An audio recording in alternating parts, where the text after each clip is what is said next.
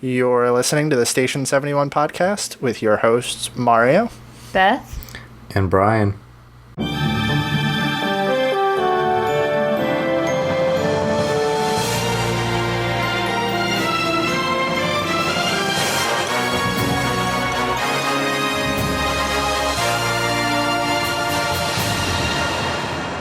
All right, so I'm going to get us started off this week with the news.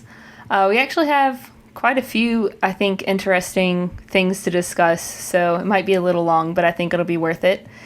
Just kind of to follow up on what we were talking about last week about the citrus swirl. So there was a ton of outrage that this went away and was replaced by the orange swirl. So now they have both the citrus swirl and the orange swirl.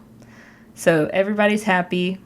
I just thought that was a nice little follow-up, is that Disney does listen to us sometimes. But more interestingly, the new politically correct redhead scene has officially debuted at Walt Disney World. And now, instead of it being where they're auctioning off the women, it's like the redhead is like this, I don't know, strong, like, pirate that's auctioning off items chickens instead. Did either of you look this up or see it? Because it's kind of actually really funny. I didn't watch it because I'm the kind of person that I always want to try and, like, let it be the first time I watch it be at the park. All right, well, mute yourself now because I'm going to talk about it. And anybody that doesn't want to hear spoilers, okay, by all means, put a little spoiler alert in here. I'll take my headphones off for a second. Give it like 10 seconds. So I watched a video clip of this. I don't have an opinion here or there because it's very weird what they've done with it. I'm all for them giving attractions love and everything. I'm not saying it's bad, but I feel like from watching what I watched, this was a little bit rushed. I liked the idea that they mixed it up a little bit and changed things, but they obviously went from auctioning off people to auctioning off random items, and one of them being a bunch of chickens. It's very weird, and I don't know how else to, like, explain it, but I'll link a video in the show notes. Please look at it if you want to. That's going to be, like, as spoiler-free as possible. But I don't know. I'm indifferent. Yeah.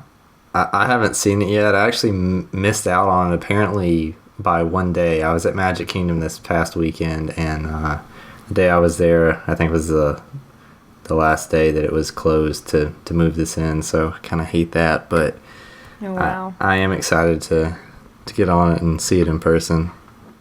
Did you guys see the posts on when, like, it was the last day of this, like, the old redhead scene?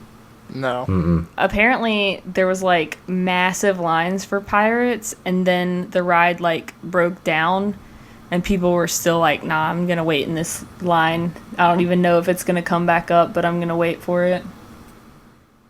Wow. It's just like, that kind of seems, I mean, I guess I can kind of understand it if I was there, but I don't know. I hate waiting anyway. People always do that for Disney things. Like, the last day of an attraction, even if it's not anything that big, like, this is the only major change to this attraction, and people were, like, waiting in line for it. Like, it happens every time Disney makes a change. Maybe they were hoping that it was going to be like a Ellen's Energy Adventure situation where they got to walk around. Oh gosh, I feel like Pirates is like the one attraction that would never happen. Right. That would have been worth it. Even with Ellen's Energy Adventure, though, I would have waited in that line to get to walk around. But that's pretty much the only reason I would wait in a really long line for an attraction I don't really care about. Yeah. I don't know. The animatronic looks good. The scene looks good. But in terms of dialogue and everything else, it just feels super rushed to me. Oh, yeah? Yeah, that's all I'm going to say about it. But I don't know.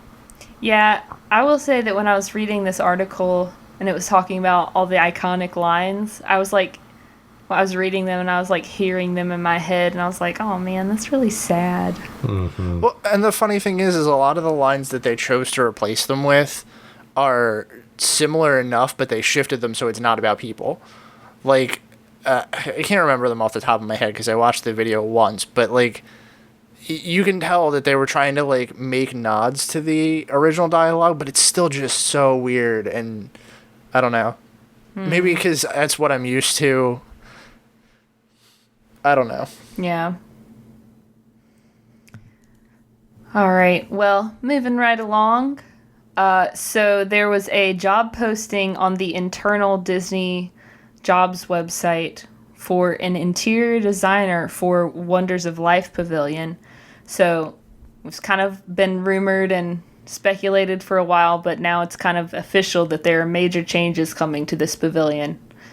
So we don't know exactly what it is yet, but something's going on, and that's exciting.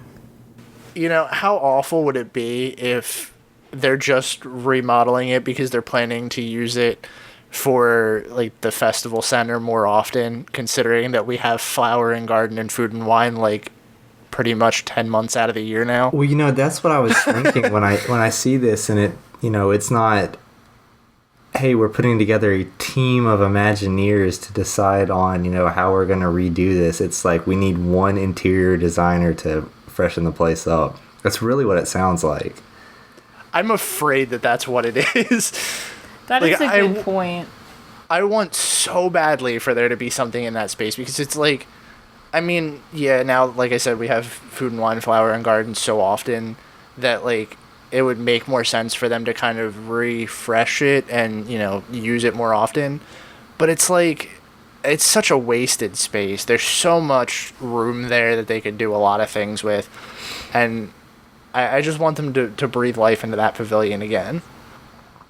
Yeah. I guess my thing is that, like, I like, in this case, it's kind of if it's not broke, don't fix it. And I feel like as far as the festival center goes, it's serving its purpose just fine the way it is. So why are they trying to push all of this money into it if they're just making it a nicer festival center? Right, and that's also fair. So I guess time will tell. But speaking of remodeling, the Tomorrowland retheming, of course, has been underway for a while. It was announced that I Can the Showbot's last performance will be on April 7th, and that shortly after that, the new color scheme will be becoming more prominent. And according to the article, it features crystal white as like the main color with hexagon patterns, but nobody freak out. The purple wall will still be purple. It's just going to get a little enhancement, so that's not going away. I am really excited about this. When they said that the main color is going to be this crystal white, I'm hoping that they take a lot of cues from like the classic Tomorrowland color scheme. Mm-hmm. I'm just excited to see Tomorrowland get attention at all. Right. It needs it. I'm really wondering what's going to happen with this retheming. Like, does that mean that we're going to see things get changed around attraction-wise? Are we going to see just, like, the buildings get a new coat of paint? Like, that's where I'm kind of concerned with this. I've talked on here a couple times about my feelings towards the attractions in Tomorrowland and how, like, I don't think any of them really fit together in any way anymore. Mm-hmm. So even just the start of something popping up is exciting to me. Yeah. For sure. So that said, are we ready to dive into our topic this week? Let's do it. Okay, so this week we are going to talk about park theming. We're going to talk about some things that we think are really well themed, some things that Disney just really nailed the scenery and immerses you in the story of the land that you're in, the attraction you're going to, or the restaurant you're dining in.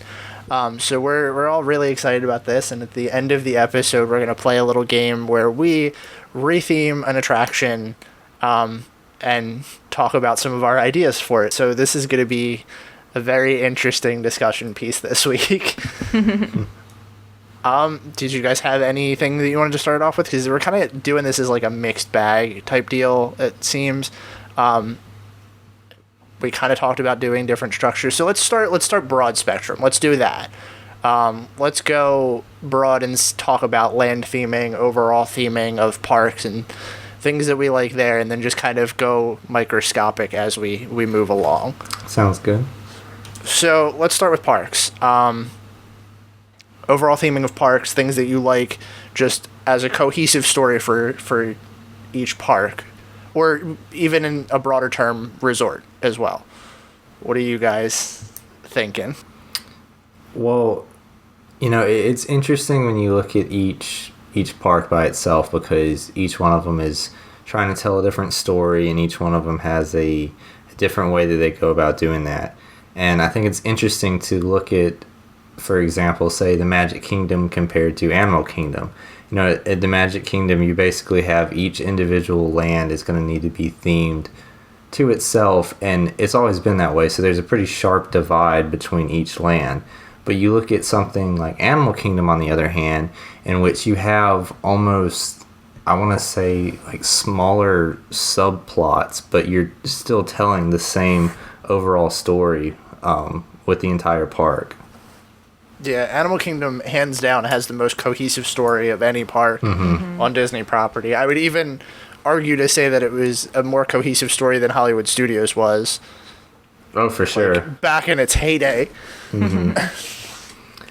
And that's just one thing, with the addition of Pandora. I know a lot of people were kind of worried about that, how well was this storyline going to fit in with the rest of it. And, as visually stunning and everything as Pandora is, like, I'm more impressed that they blended it so well with everything else around it. It doesn't feel out of place at all. No, I 100% agree with you on that. I think that they did a incredible job tying Pandora into everything else in Animal Kingdom.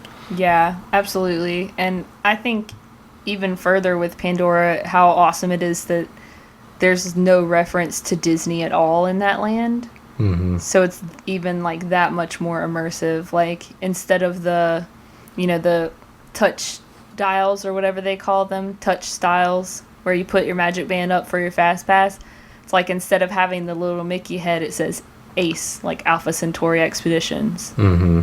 And I think that's really cool.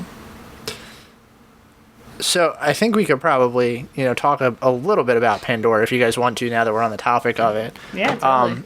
I think, I mean, since this is obviously the newest land in any park, theming in this one, you guys can take this one, because I know you have a lot to say about this. Oh my gosh, it really is incredible. My only complaint is that it's not bigger. Mm-hmm. Like, I just wish there was more of it, because they did what they did so well with it. From, I know that a lot of these things can apply to other parks and other lands and the other parks, but to me it's just like, as soon as you walk in, it's like you don't even feel like you're at a Disney park anymore. Mm-hmm. Whereas, like, I feel like pretty much anywhere else you go, there is going to be some feeling of Disney, and obviously you are at a Disney park, so you're always going to have that in the back of your mind. But it's just like the smell and like the plant life, and like you can't, I don't know, you just feel like you're there. And even more so with Flight of Passage, I feel like, and I hope I'm not stepping on anyone's toes here, but I feel like Flight of Passage is, in my opinion, the most immersive ride that Disney has right now. I'd agree with that. I mean, you guys have said it enough. I think. Yeah. I think that's a pretty wide opinion on that one. Yeah. It's just like, there are a lot of rides that I love that are like really near and dear to my heart, but the first time that me and my best friend did Flight of Passage during the annual pass holder previews, and it was like emotional. I don't want to sound like a total nerd, but like I was just like, oh my god, like this is insane, dude. Mm-hmm. So they really did that right, and I wish that there was more space to do more of it. Yeah. This past weekend, just speaking of that, I was down on a trip with my mom and my brother and his girlfriend and my wife. but being able to take like my brother and his girlfriend on Flight of Passage, which is something, you know, that they're not big Disney fans and they haven't been to Animal Kingdom in a while and not since Pandora is open, and like to see them do that for the first time like was really cool because, you know, it definitely you don't need to be a Disney fan to enjoy that. And like the points you touched on about it not being heavily Disney themed, it's like it's definitely a good one for some of those people that don't want the more, I guess, kiddie style stuff that sometimes can be prevalent in Disney parks. Like it's just very, you know, it's just a great storytelling, and I think pretty much anybody can enjoy that because of how immersive it is. Mm-hmm. So, let's kind of move around to some other lands and stuff and talk about some things that we like in terms of theming. I know Brian kind of mentioned the fact that, like, obviously Animal Kingdom is the most cohesive story-wise, and it tells the story of what they want it to, but each land individually has their own aspects in every park that tell their own unique story. We could probably go on and on about Magic Kingdom. We've already kind of covered that in our in-depth tours. So if you want to really hear about them, I would say go back. But let's quick fire hit some of them, talk about some really good theming in Magic Kingdom, and then we'll move to each other park and just kind of wing it a little bit. So I guess in my opinion, if we're going around lands in Magic Kingdom, I think Liberty Square does the best job at having a cohesive theming that runs through the entire land. And I want to say it's easier for Liberty Square because, you know, it doesn't have nearly as many attractions, and it also hasn't had many changes over the years, which has made it able to keep that. But it's one of my favorite lands to just go in and kind of enjoy the atmosphere of. Yeah, I think I actually agree with that. As you were saying it, I'm sitting here like trying to figure out what I could combat that with. And honestly, I don't think any land's theming really matches up to it. Mm-hmm. Closest would probably be, Adventureland or Frontierland. But even then, I still think that Liberty Square has a more cohesive and a better told story. Mm-hmm. What about you, Beth? Yeah, no, I would definitely agree with that. Actually, whenever you were saying what you would combat it with, I was like, I'd say, if anything, Adventureland. But, yeah, I there are definitely lands that I enjoy more, but I do agree that Liberty Square is the most cohesive because, you know, we kind of touched on it with our in-depth tour, but it's like Fantasyland, you know, I think maybe it was Brian, it might have been someone else that kind of described what the idea behind the theming was, but I don't think that they did a really good job of making it seem cohesive in a way that makes sense to most people. Mm-hmm. But everybody understands Liberty Square. Like, you can't not get the theme there. Okay. I mean, and my whole thing with the theming is it's kind of important to note that when we're talking about theming, like, you know, we kind of started to discuss this, we're talking about how well told the story is. If I can walk into a land and instantly know what I'm supposed to be, you know, immersed in, that's theming done right. And I think Liberty Square, out of all of them, like we've all kind of said, is the one that really, you know, drives that point home. And then you have the missed lands, like, you know, Fantasyland, like you were talking about, Beth, where, you know, it's there is a theme, but you really have to think about it to get it, which is the reason that I hate Chester and Hester so much. There's my segue. But no, go ahead. What were you going to say, Brian? Well, so, you know, one of the biggest things I think that makes it difficult for some of these lands or just park sections that we look at that maybe are having some issues with cohesive theming is Chester and Hester's. Well, I'm looking more towards, like you were saying, with Fantasyland and with Tomorrowland, like we touched on in the news segment. But yeah. I think one of the biggest issues is when you have a land that's having a lot of attraction turnover and stuff's getting swapped out for other things, it's really hard to keep that cohesive theming running through the whole thing.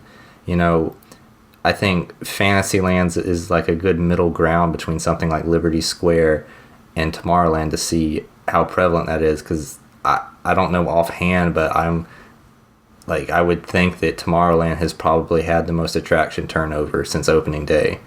So you see how You're probably right. how difficult it is, and how we end up with, our long running attractions like the TTA and Space Mountain, and how trying to add newer stuff like Stitch and Monsters Inc. like doesn't really fit in there.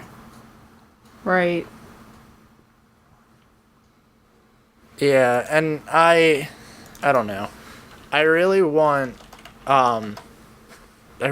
Fantasyland to be like one of the lands that I think has good theming, because it's got so many good attractions in it, and I don't know.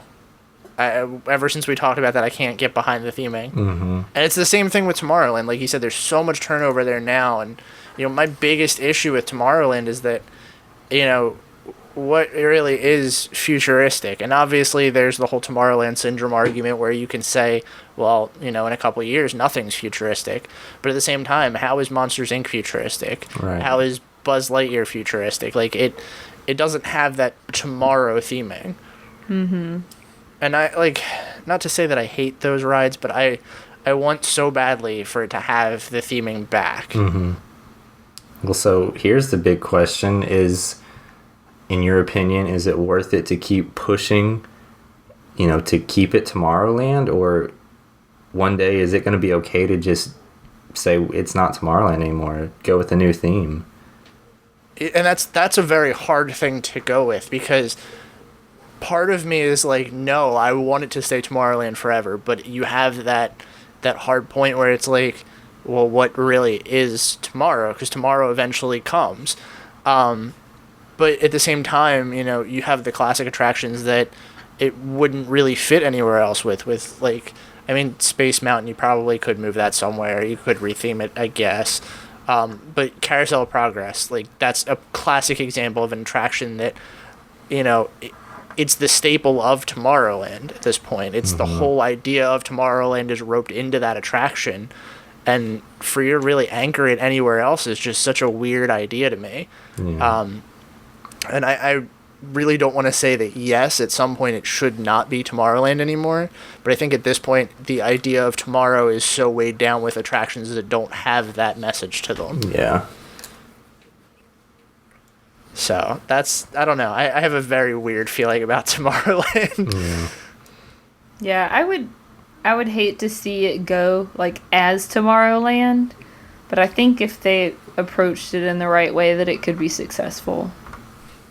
I don't know what that would be, but I also don't really see them doing anything else with it.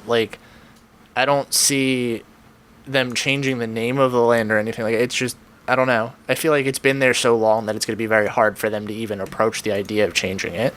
Mm-hmm. I don't know. What other lands do you guys think don't really nail the theming the best way?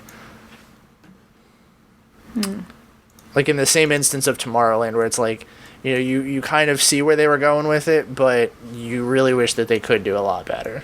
The entirety of Hollywood Studios. I was literally about to say that. I'm glad that you guys were thinking that, because I too was thinking about Hollywood Studios after I opened my mouth. Bless his heart. What is it even divided into anymore? I don't know. It was never, in my opinion, very well sectioned, but now it is a jumbled mess. Mm-hmm. I miss the height of Hollywood Studios, because I would probably argue that with Animal Kingdom to be the most cohesive, but now I really can't. I can't even argue anything for that. The thing about Hollywood Studios, in my opinion, is that it's never had a storyline. You can argue theming and stuff, that each different land was sectioned off fairly well, but it tried at the beginning, to be, an operating movie set, and, I feel like a park is kind of not an afterthought, but they kind of, those two things worked in tandem. And ever since it got dropped off from, actually being a studio and doing that kind of stuff, I think it just kind of lost its way, and I don't think they've ever really been able to get it back on track. Yeah, I actually would 100% agree with that. Yeah, I think that they, like, even after it was no longer an actual movie set, the idea of it being you going into the movies was really cool to me. Mm-hmm. But I feel like they're, pulling away from that as well. It's like, Toy Story Mania is a great ride, but it's not like you're in a movie. It's like you're in an arcade. Yeah. Well, and here's the other question that kind of ties in with that.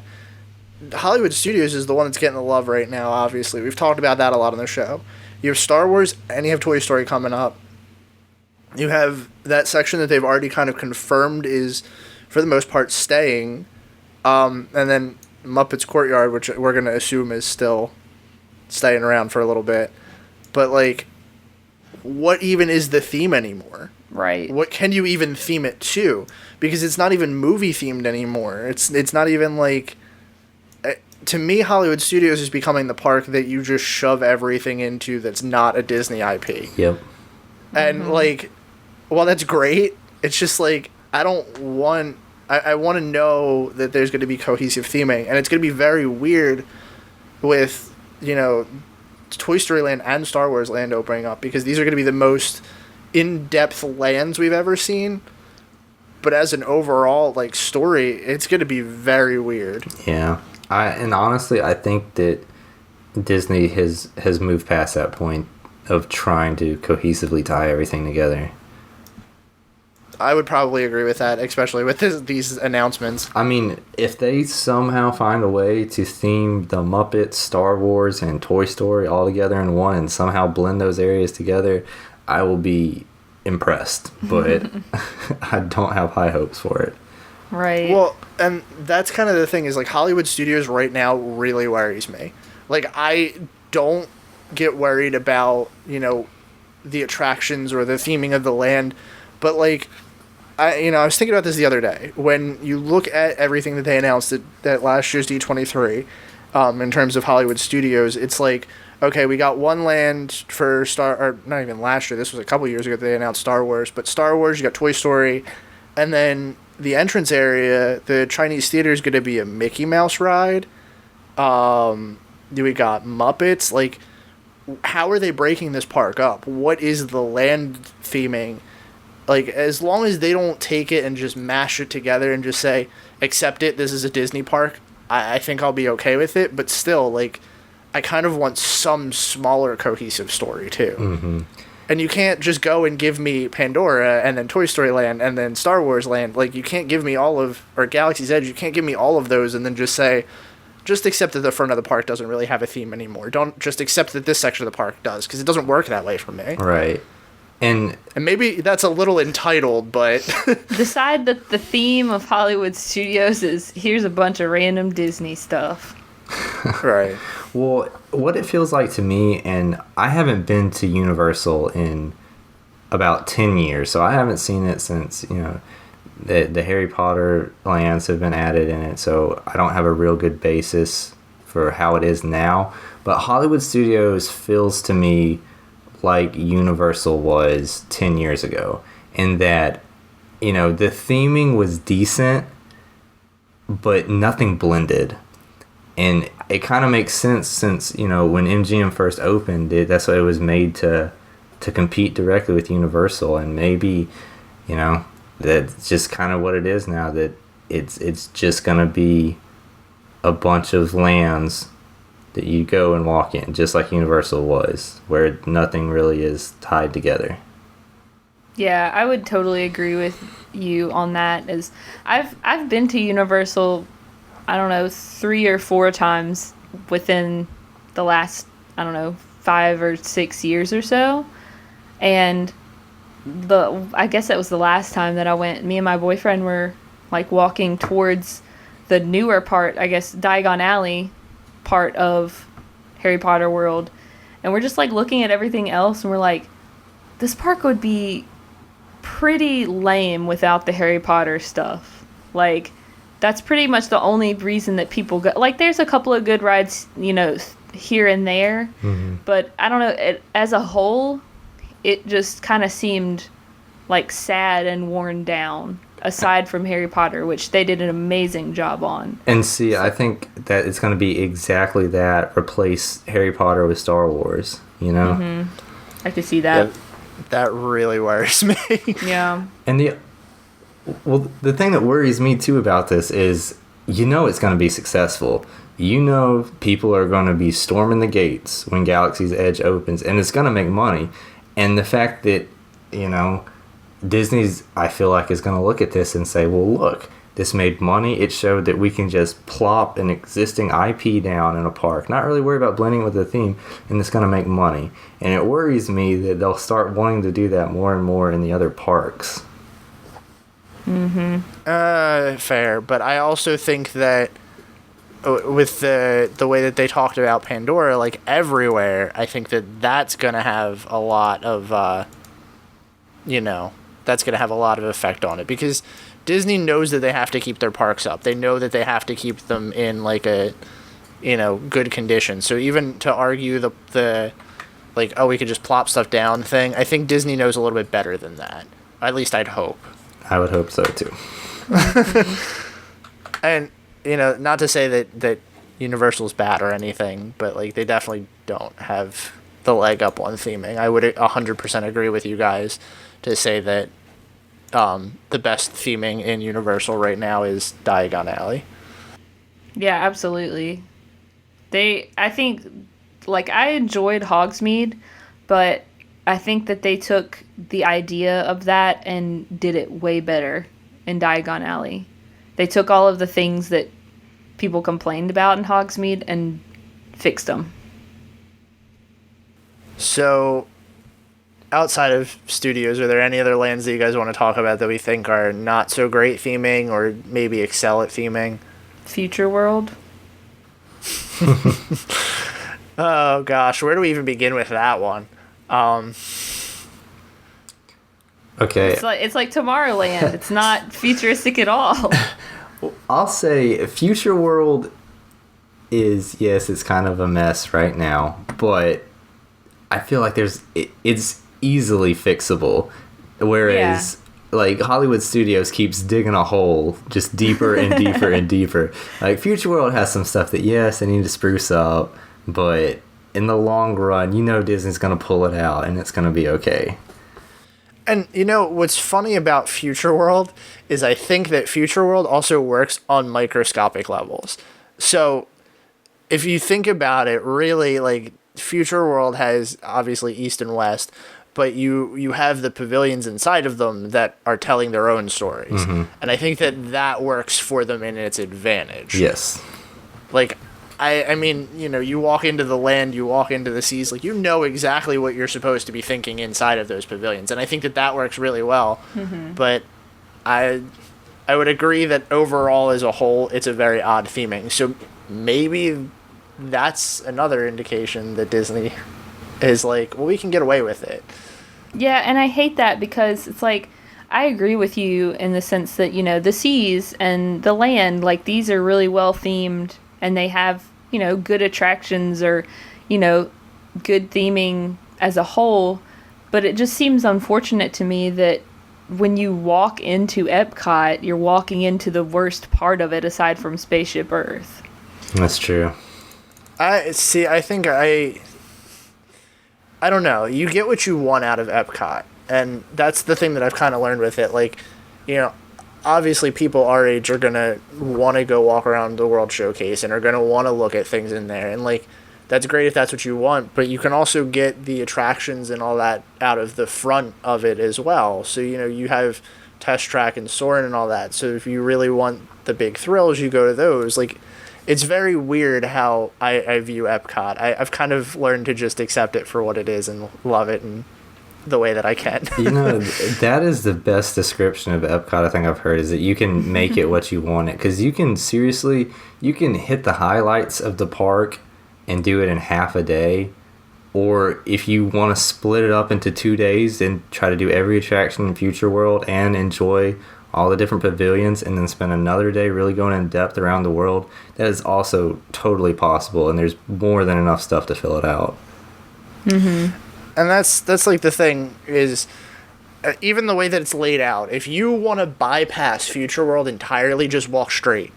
Like, if you, like, you know, obviously you hit Spaceship Earth first, and you're going to see that, but, like, there's ways around it, and I think that's, like, the thing that you have to kind of remember with Epcot is, like, it's not direct, it's not, you know, it's not always, like, oh, we're going to walk right through, like, for example, in Magic Kingdom, you can't avoid Main Street.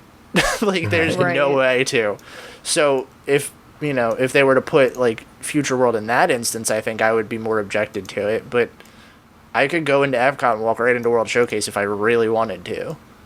Yeah, and that's a good point. I try to look at it from the eyes of someone who hasn't been there 1,000 times.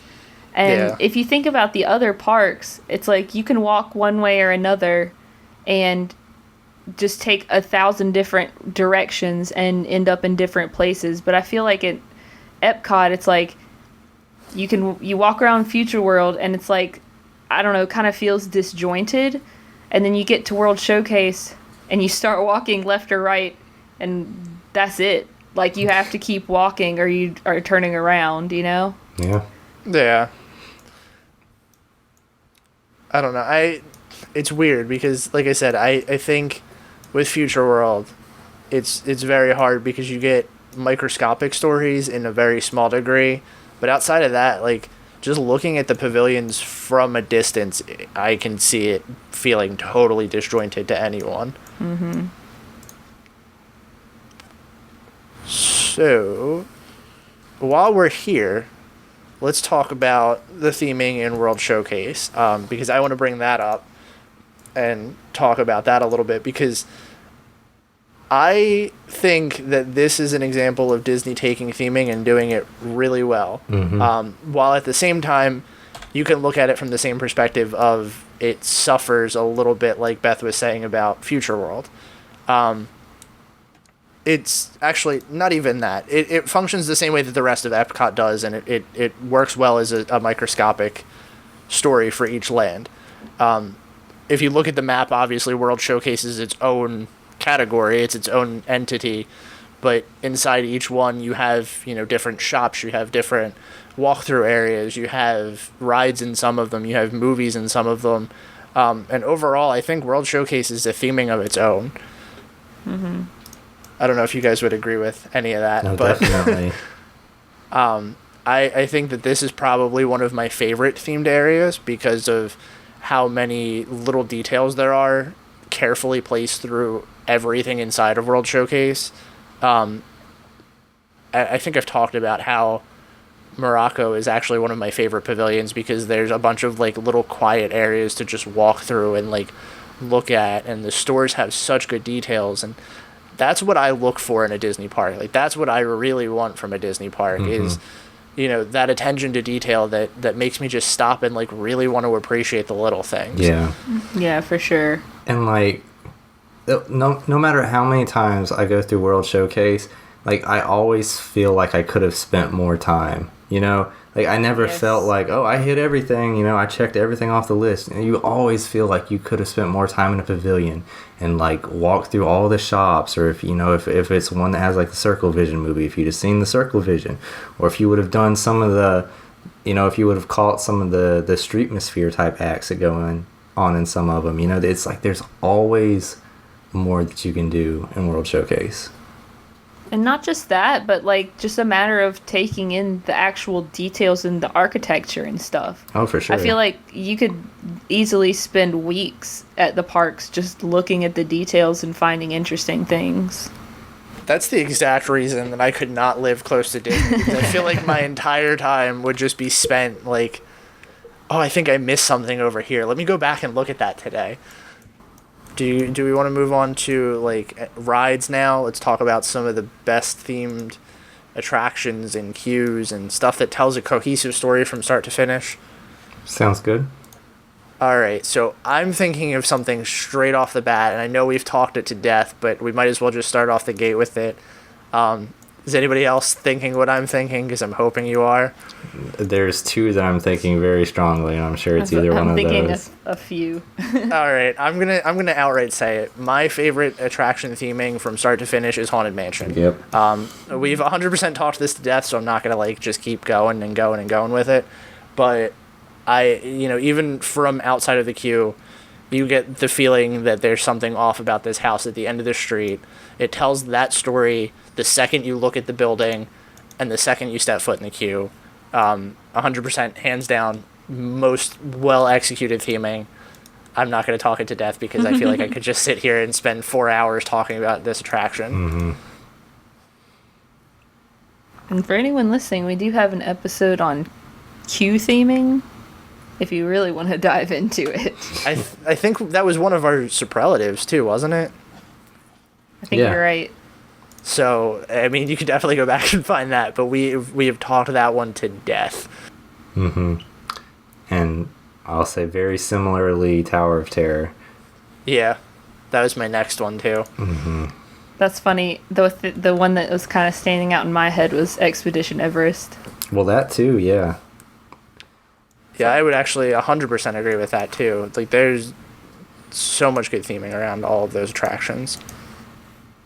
I think the biggest thing is that, with all three of these, not only have they, obviously Expedition Everest is fairly new compared to other stuff, but looking at Tower of Terror and Haunted Mansion, how little they've changed over the years, I think kind of speaks volumes to how well the theming was done initially.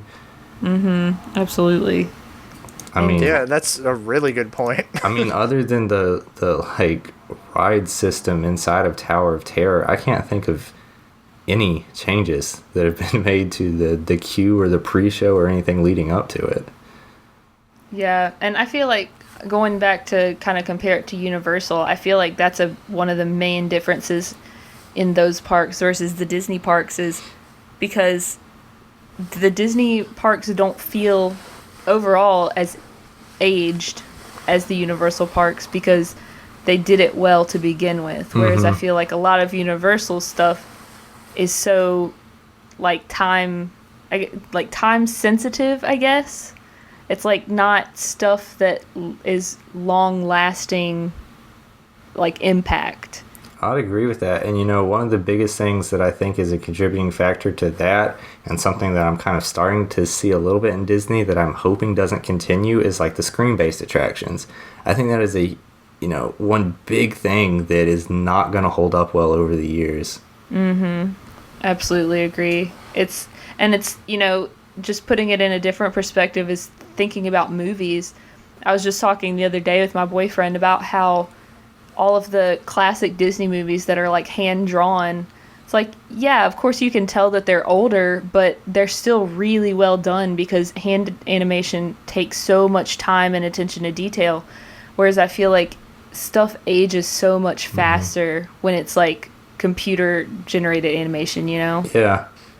And that, to kind of offset that point a little bit, if you really think about it, a lot of animatronics haven't held up very well, but we can still appreciate them for what they were, one that specifically comes to mind, and this is awful because I love this attraction, but I don't think the Carousel of Progress animatronics have held up as well as everyone says that they have. And I don't know. I feel like we can still appreciate them for the fact that they're innovative in their technology and it's a part of Disney history. But for someone that's going in it to, for the first time to see it, they're going to think that that's a little dated. Now, granted, I think screens are going to age significantly faster than that. Mm-hmm. But, there's everything's going to have an expiration date, no matter which way you look at it. Well, yeah, and I mean, I think I completely agree with that. If you bring up Carousel of Progress, which is, 60 some odd years old now, yeah, I think a good comparison is look at the computer-generated Figment and Journey into Imagination, which is not anywhere near that old. And like, look at how well that a 60-year-old animatronic has held up to a maybe 20-year-old computer generated screen. Like, it looks terrible. Yeah. That's very fair. And another thing that you can at least say, I think, for the Carousel of Progress animatronics is that even though they may be dated, they were well done when in their time. So they're dated in an endearing way, not like oh, why is this even still a thing kind of way. And see, that's kind of what I'm wondering with this new wave of screen projection, and even because I've voiced my opinion on this a couple times, but I hate the way that a lot of the animated animatronics look, like the projection-faced ones. I hate the way that they look.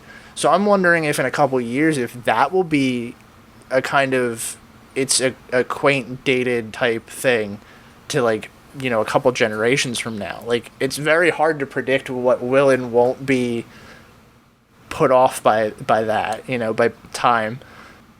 I think you're really right with that. And, you know, going back to the Haunted Mansion, you know, sure, some of the animatronics are old, but they fit well. The one thing, one negative thing that I have to say about the Haunted Mansion is I do not like the bride in the attic. I don't like the face projection animatronic that they put in. I don't even know if you really consider that an animatronic. But, you know, it's the only thing that is, like, jarringly out of place in the Haunted Mansion, in my opinion. And it's because they tried to update it, and, you know, it didn't, in my opinion, it didn't work. So proof that they should never touch Haunted Mansion. Exactly. Well, and question for you guys, because we're on a roll with this, and I love the negative energy that's going around these. But really, does anybody else feel like the projection-faced animatronics, it always looks like, this is a really bad comparison, but it's the only thing I can think to compare it to. You know that scene in the Haunted Mansion where the busts are following you, and how, like, you can obviously tell what the effect is, like how it goes into the wall. Does anybody else feel that the faces look like they're going into the actual, like, sculpt of the head? I could kind of see that. The thing that weirds me out about the, like, projection mapped faces is that it's like uncanny valley. It's like, are they cartoons? Are they real people? Like, it's weirding me out a little bit. Well, and the funny thing about that, I've very much expressed my love for this animatronic, and, you know, eventually I want to talk about top animatronics, and this will make my list. But I 100% think that they can do animated animatronics that look lifelike, and proof of that is the Olaf animatronic in Frozen Ever After. But the thing that I'll say about that, and I completely agree, I think the Olaf animatronic's amazing, but he's not a person. Yeah. So I think it works a lot better because it's not like a weird half cartoon, half human face. That's very fair. I can agree with that. Okay, well, here's another thing, still staying on the Haunted Mansion. How does how does the face projection looks so bad on the Bride in the Attic, which was when was that added? Do any of y'all know offhand? Like, it was fairly recently, right? Fairly, because that whole technology is pretty recent. Well, okay, the singing busts in the graveyard are face projected.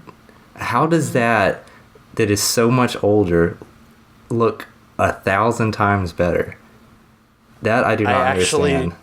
I actually disagree with that. I think that they both look equally bad. Really? The only thing that I have an objection with the Bride is if you look at her head and her neck, there's obvious separation, and that might be where the jarring is for you. But I think they all look like, I'm not a fan of projection mapping on animatronics. Well, it's definitely not my favorite, but in my opinion, I think that the Bride looks way worse than the singing busts. See, and like I agree with you, Brian. I do think that the Bride looks worse, but I think it maybe also has to do with the fact that the head shape isn't like. Yeah, it's just a circle, right? Like right. The busts have like noses and stuff carved into them, and I think that helps.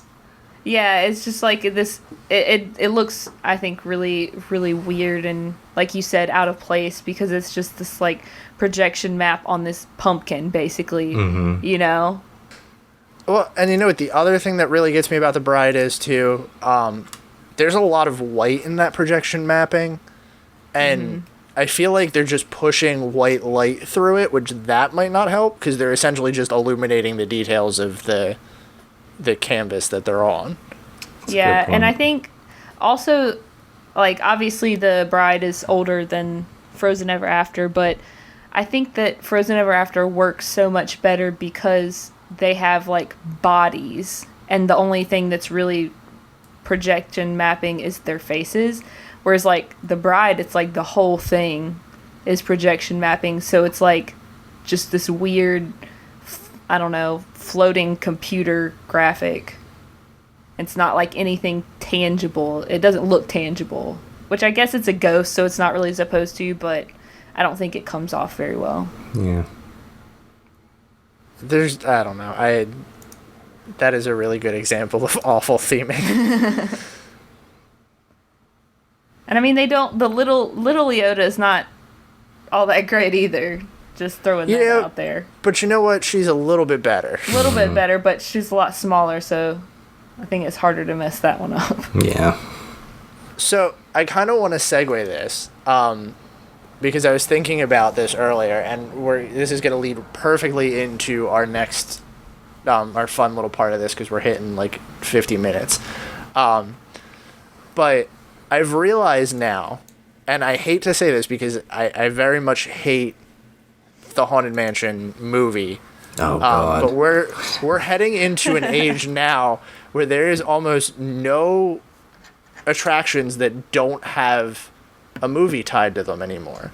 Obviously, like, you know, there's a difference between original concept and the movies that are based off of the ride concepts. But like, if you think about it, you know, there's the Rumor of the Jungle Cruise movie. We've had the Haunted Mansion movie, which we're going to forget about that. Pirates of the Caribbean was an original concept, and we have like 7 movies for that now. Does that feel weird to anyone else? I mean, I guess in a way, because you usually see it the other way in the parks, that, you know, the attraction is inspired by an existing movie. But I don't know, you know, I'm a big fan of the Pirates movies, and I think they did a good job of, you know, it being fairly standalone. You know, it has a couple little nods to the attraction, but for, you know, all intents and purposes, it's its own thing. It has its own storyline and everything. I think a big part of where the Haunted Mansion went wrong was it tried too hard to, you know, to tie itself to the ride, which it just doesn't have a movie plot, you know? Yeah. I agree with that. I think the Haunted Mansion did a lot of things wrong, but we won't discuss that. It did a lot of things wrong. But to me, it's just weird that, like, you know, obviously there's some, like, we have the Tiki Room doesn't have anything tying to it besides the comic books and, you know, Journey into Imagination. But, like, do you think we'll ever see a point where we won't have, like, a ride that doesn't have a movie that correlates with it in any way? I hope that day doesn't come. Yeah. Because if you think about it, it's very marginal in how many, like, original concept attractions are still just that.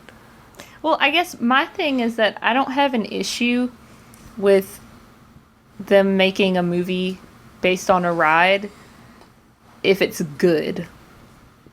Like, I don't know, if they, like, I don't know, I like The Rock, so maybe the Jungle Cruise movie will be good, but I don't know, it just kind of seems, I think the difference is when it feels forced, that's when it shows, and it's, like, it feels very distasteful. Like, the Haunted Mansion movie was super forced, but, you know, there's been these, I don't know if it's rumors or, like, half confirmed, but there's been talk of a Haunted Mansion movie directed by Guillermo del Toro. Yes. Which I would be super into that, because that's what the Haunted Mansion vibe gives off, not Eddie Murphy. I still don't know how they picked him for that movie. Like, whose idea was that? Yeah, I don't know. So the reason I thought about that was because our final section of this episode, Brian actually brought this up, so I'll let you take over from here.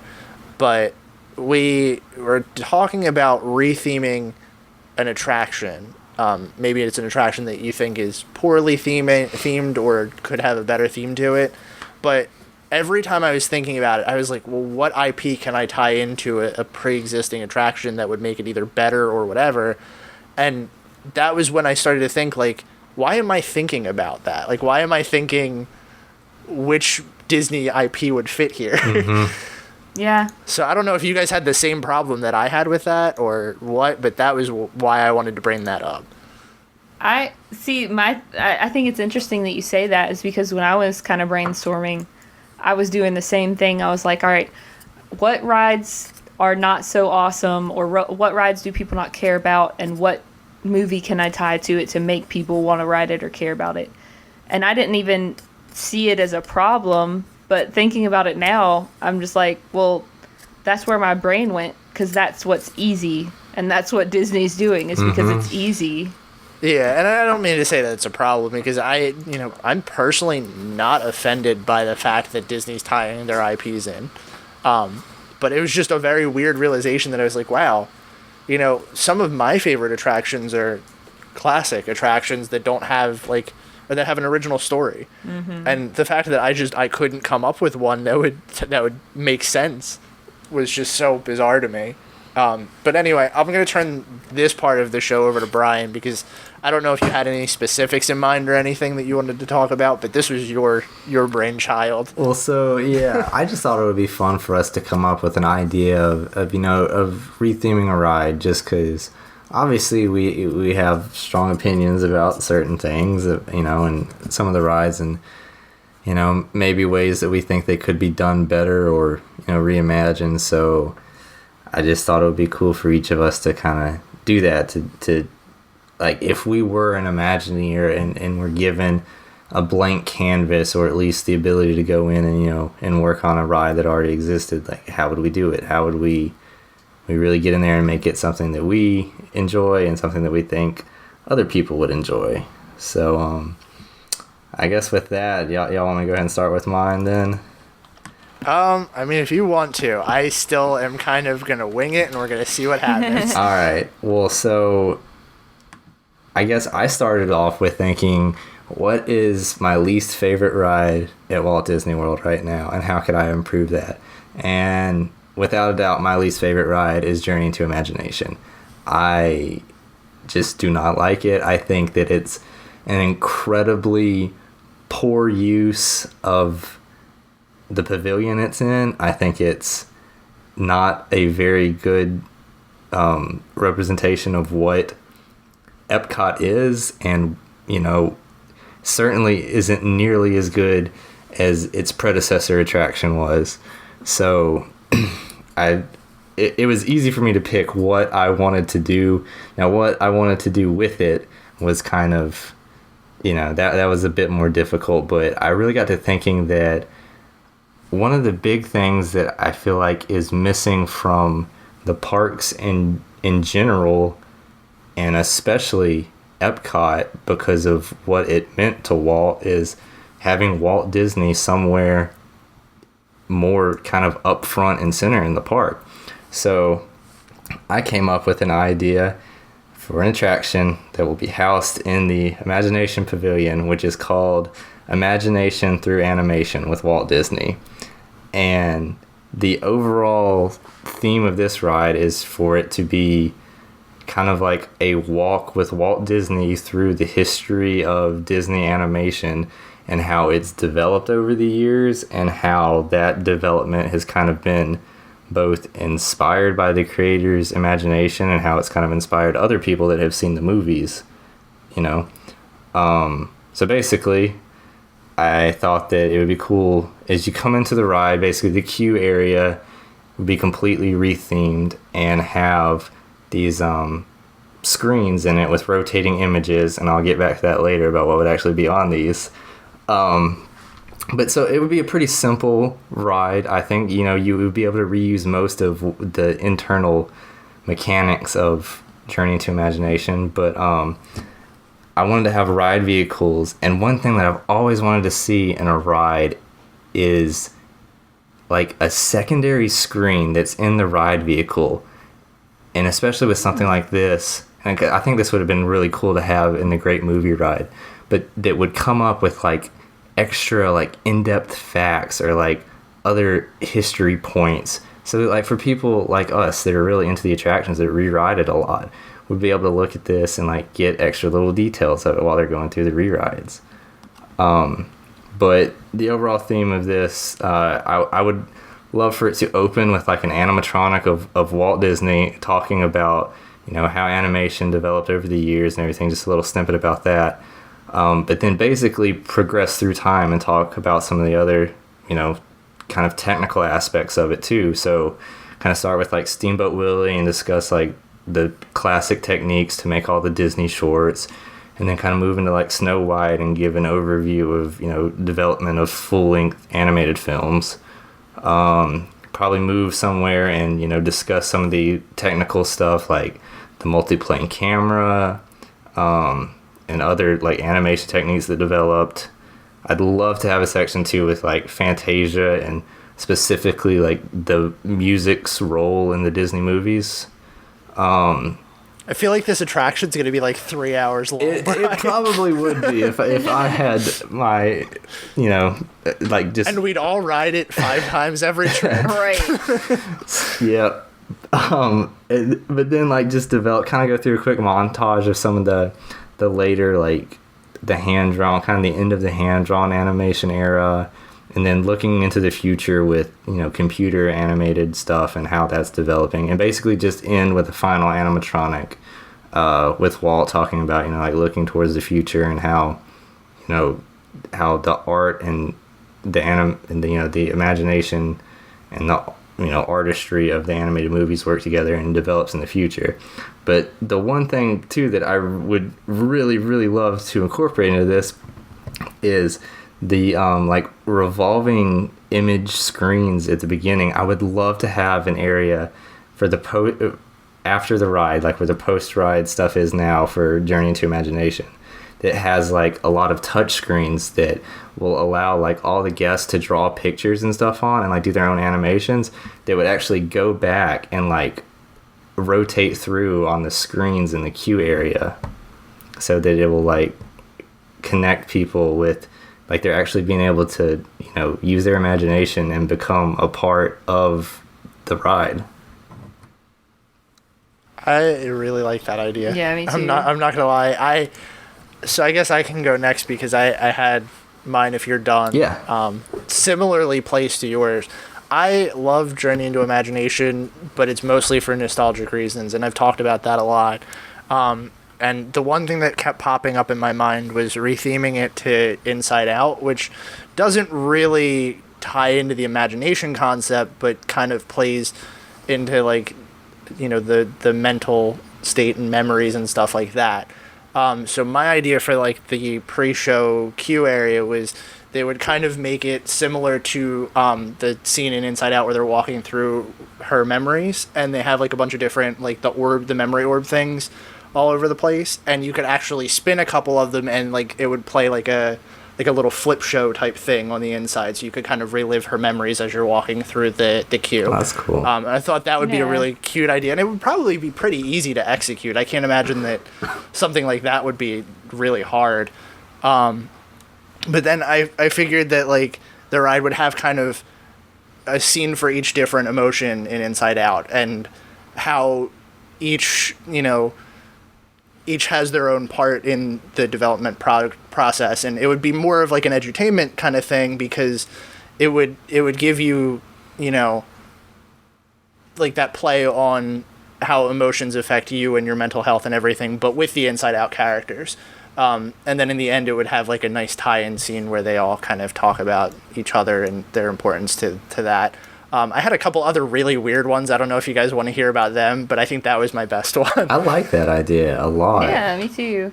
I think that's definitely one use of like an IP in Epcot that I would definitely agree with.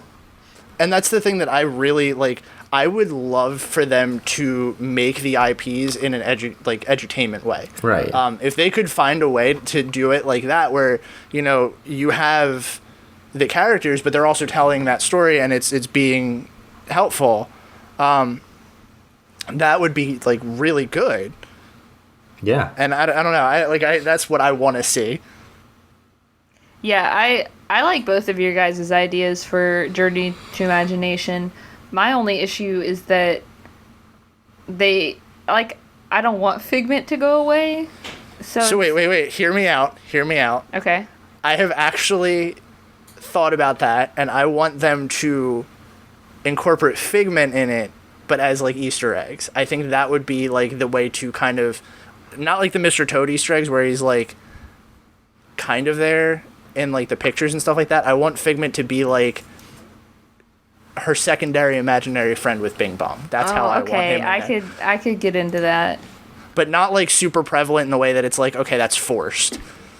I like that. And I agree with that a lot, because I think it would be, with as much merchandising as they have with Figment, first of all, he can't go away because they sell so much Figment stuff every year. But I really like your idea, because I feel like it would make him more of almost like an Oswald or Orange Bird, where it's a little bit of a more obscure, like over the years, obviously it would take time, but it would, every time I see a pin that I like with Figment on it, I don't hear his stupid little voice. So I like that idea. So real quick, I want to take a moment so that you all can be mad at me, and specifically Kirsten because she's not here. But my other thought process was I really wanted to tie Monsters, Inc. into Hollywood Studios, and I was trying to find a way to retheme either Rock and Roller Coaster or Tower of Terror to be like Monsters, Inc. And I think the best one that I could come up with was kind of how they did the Guardians of the Galaxy for Tower of Terror in California. Instead of like when it drops, it'll open a new door and it's like a different child's room and they're searching for Boo. I thought that would be kind of cool, but that's like, I don't want them to take our Tower of Terror away. I was about to say, like, yeah, that please don't do that, but if it had to be rethemed, that's not a bad idea. I think that's like the only one that I would be okay with like taking its place, as much as I don't want it to go. I think that it would work really well for Rock and Roller Coaster, though. Like, I mean, in this day and age, like, and Kirsten's probably gonna get mad about this too. It's like, who cares about Aerosmith? But this is the point where she leaves our group chat, gets mad at us, and like doesn't talk to us for the next like forever. I was about to say, we are gonna know exactly when she listens to this podcast, because we are gonna be getting angry messages. But thinking as a whole, like, especially the kids, like, not only do they not care who Aerosmith is, they don't even know who Aerosmith is. So I think it would be really cool to retheme Rock and Roller Coaster to Monsters, Inc. And then you could, on the roller coaster, you would be like when they were sliding down all the poles with the doors. That was exactly how I thought about it. Yeah. Like, I would love a roller coaster like that, where you're following them as they're riding through all the doors on that track. My thought process behind that, though, is if they did that, I'd kind of want them to do it in like a way that Dueling Dragons was supposed to, where it's like two tracks that run alongside each other. That'd be awesome. Cool. That would be really cool, because it would be more of like a chase thing. But I would also kind of like, I've really thought about that one too.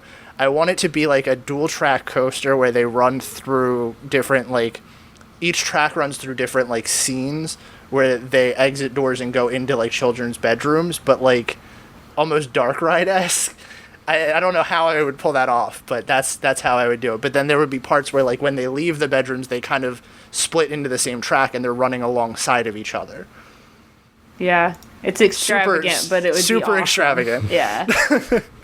Anyway, what is your retheme? So I kind of had a couple, and they're not nearly as detailed as Brian's was, so I feel a little underprepared. But my first one was kind of a little bit less detailed, so I'll go with that one first.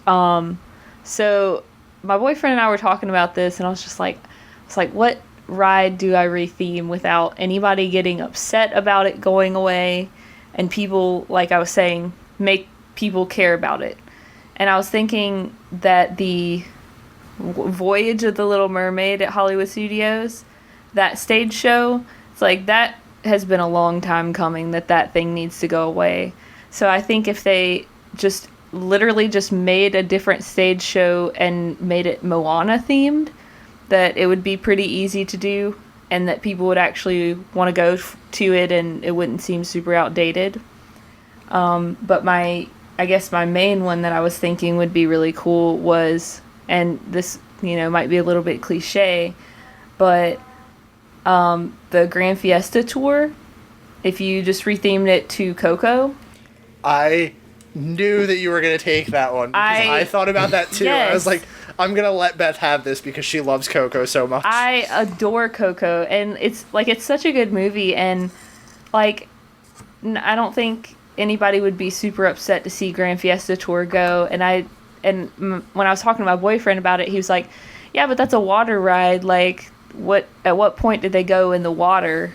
And I was like, yeah, that's a really good point. And then I started thinking, I was like, well, what if you just projection mapped it to where it was I don't know if you guys have saw Coco. Oh, like the marigold yes petals. Yep. Oh my gosh, Yeah. that would be incredible. Yeah, and I was like, that would be really cool. But And he mentioned also just well, you should put some little Easter eggs in there of the Three Caballeros since you're taking their ride away. And I was like, oh, they could be you could be the spirit guides. Yes. that's awesome. So. That would be incredible. I would love that. And Yeah. it works perfectly. It's Yeah. already in Mexico. And if Disney isn't already in the works of retheming that, I would be shocked. Yeah. It has to be the easiest, cheapest way that they could retheme a ride and have it draw a huge crowd. Mm-hmm. The only thing that I can see being a problem with them retheming it is that's not a very long ride, and there's not a lot of room in there because of how the building's shaped. So I feel like if they were to kind of do a storybook version of it, kind of like they did with Frozen, it might be a little hard, but I definitely would love to see them do that. Yeah, for sure. Well, on that point, though, I'll say Maelstrom wasn't a very long ride, and Frozen Ever After isn't either. So I would, I wouldn't put it past Disney to, just squeeze what they could in there. That's very true. I'm going to be interested to see if, next D23 we get the announcement that that's coming. That would be too funny. If they do the marigold thing, you heard it here on Station 71 first. That's a really cool idea. And, that would probably be really easy, too, because all they would need to do would be, put some kind of lighting in the water. Yeah. Right. Just to kind of shine up and make it, twinkle a little bit. So, did you guys have any other ones that were, just minor thoughts? Because I had a couple of them. You go ahead. Yeah, let's hear 'em. So my one that I really wanted to do, and you're probably all going to think this is a little strange, but I really wanted to retheme Tom Sawyer Island entirely. What? Yeah, because I also feel that suffers from a very similar idea that, the Swiss Family Treehouse does, where not a lot of kids really know who Tom Sawyer is anymore. I feel like that's not something that they're reading in school. But if they did it kind of in a way that it was like Tarzan's camp kind of thing, that would be kind of cool, where you might also have to move all of Swiss Family Treehouse there, but just do it in a way that it was kind of themed to a walkthrough of the camp area of Tarzan, but have interactive elements to that as well, just to kind of bring it to a more modern audience. That was one that I thought of. I like that. You could have the scene where they're just messing up the camp. Yeah, Playing and have, the little pots playing and the pans pots. and stuff. Yeah, That'd be cool. I feel like that would be a really easy one to do, and I feel like that's one that gets a lot of love, and I'm gonna get a lot of flack for saying that it needs to be rethemed, but it's totally true. Like, they don't really read Tom Sawyer in school anymore. See, my only issue with retheming Tom Sawyer to something that people care about is that it no longer is this little private getaway at Magic Kingdom because people actually care about it. Yeah. I the only thing that I will say about that is it's no matter what you do with it, it's always going to be super inconvenient to get to. Mm-hmm. True. So I think that's still going to have that issue no matter what you do there. But I feel like that's one that's never going to get rethemed to anything. Never say never. I already talked about my Monsters Inc. one. I think that was it. I'm going to come up with one later, and I'm going to think about it.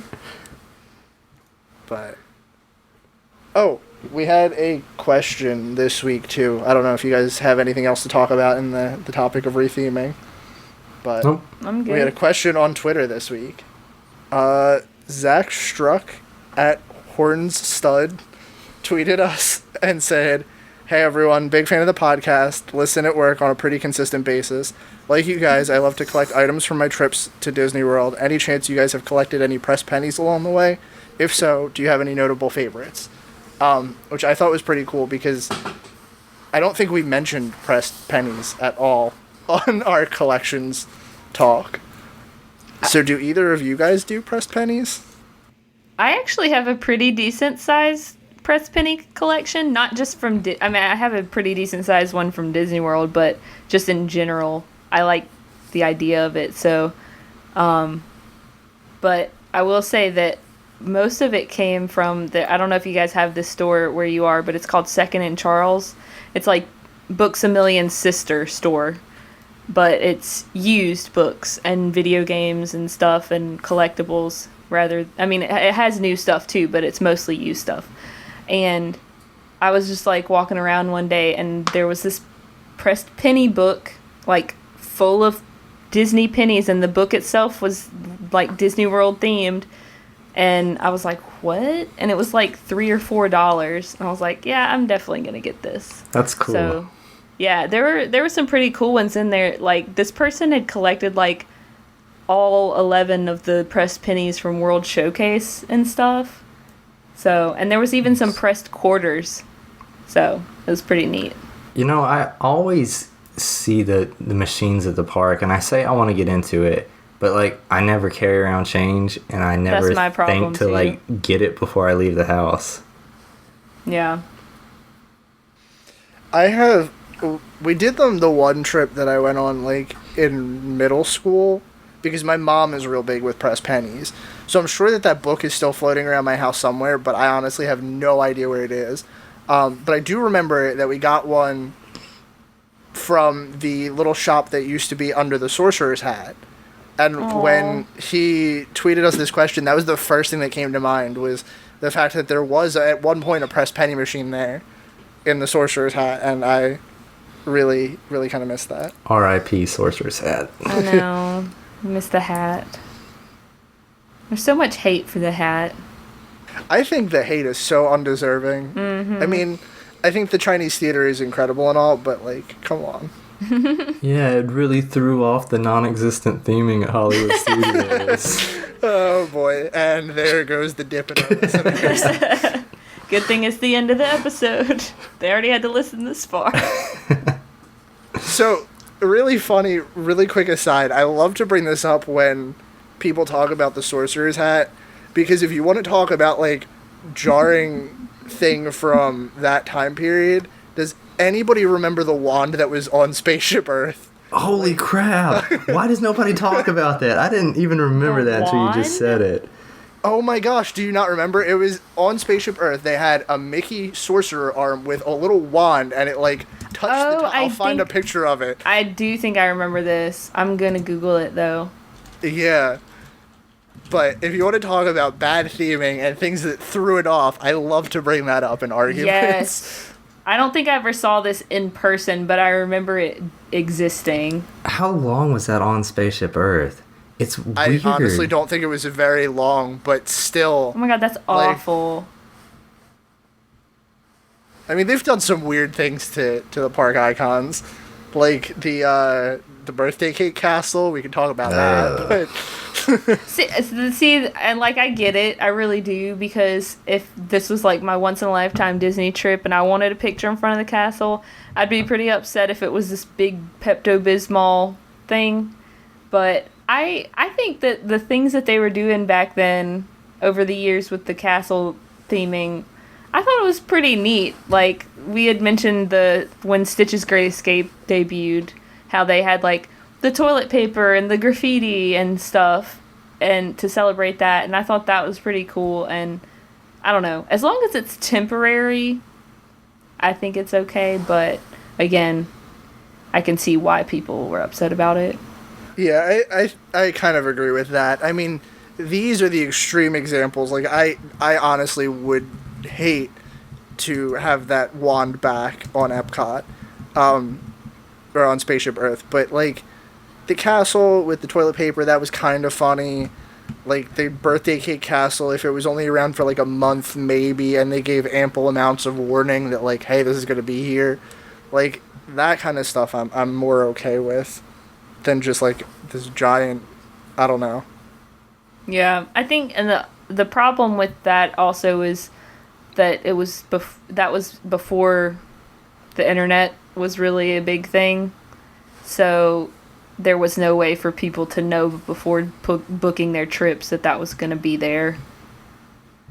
Do you guys remember any other ones? I know that there were a few of the the castle special themes or whatever.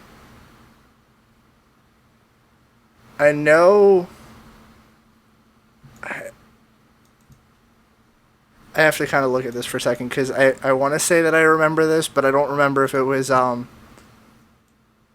no, it was just for the opening.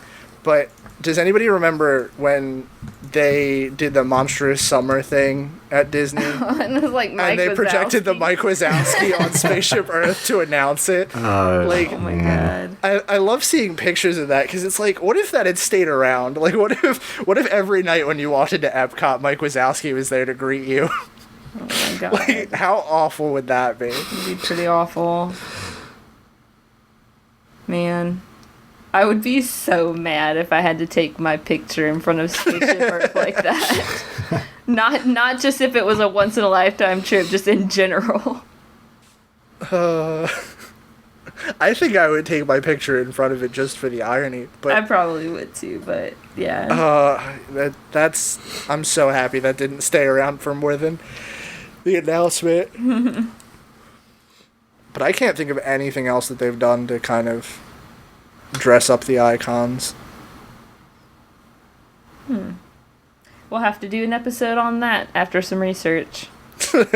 Yeah, some of Disney's worst decisions. Yeah, that's a good one. I'm putting it in the topics. Sounds good. But before we sign off for this week, is there anything you guys want to talk about before we wrap this thing up? I think I'm good. I'll end this by saying that I think it's kind of weird we took kind of a negative turn on this episode, but I think that the reason for that is just that Disney usually does such a great job with theming that it's kind of easy to pick out the like standout stuff that really didn't hit the mark. And you know, at the end of the day, that's why I really enjoy the park so much, is because of overall how good of a job they do with theming. Yeah, that's a really good point. And that's going to do it for us this week, guys. Thanks for joining us again on another episode of the Station 71 podcast. If you liked what you heard, be sure to subscribe to us wherever you get your podcasts. We're on iTunes, Google Play, Stitcher, pretty much everywhere. If you want to get in touch with us, you can find us on Facebook.com/Station71Pod. We're on Twitter at Station71Pod, Instagram at Station71Podcast, and you can shoot us a listener email to Station71Podcast@gmail.com. We hope you enjoyed your ride, and we'll see you real soon.